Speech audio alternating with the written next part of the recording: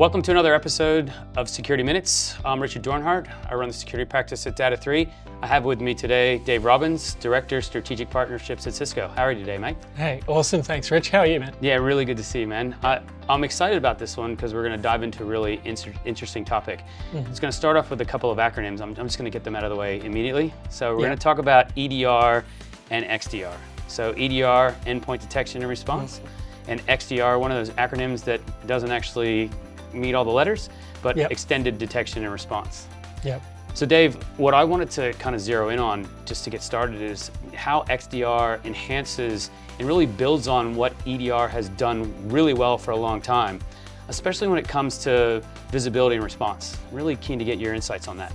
Yeah, and look, I think getting that visibility, that response capability in the endpoint has been really impactful in terms of improving security posture. And I think we've got a lot of value out of that. But as we look at the sort of threats we're trying to protect against these days, we really need to be able to see that information, that intelligence from multiple perspectives, and then also be able to act in it in multiple ways as well. So in one sense, it gives us the ability to make endpoint even better because, hey, if I see a threat out there and maybe through combining email and identity intelligence with the endpoint, I know that that's something I need to respond to. Yep. I can go back and action that on the endpoint, but it gives me that greater visibility as well. I'm thinking about factory floors and thinking about students, outside of maybe the traditional controls of the IT department. How does XDR help with that? Yeah, it's an interesting one because sometimes you can put endpoint security on those devices, often you can't. Certainly it's doing pretty hard to respond to those.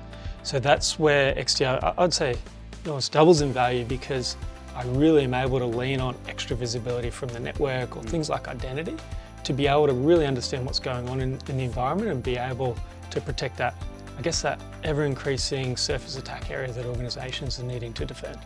So you're almost, kind of what I'm hearing is, EDR was very much focused on the endpoint. Yeah. We can't always get control of the endpoint. What XDR actually lets you do is make decisions about a potential endpoint that's not in your control while using all those different sources of information. Yeah, absolutely. That's a really good way to think about it. Dave, thank you very much. I'm sensing this is going to be a fantastic conversation. Stay tuned for our next episode where we're going to focus on XDR integrations.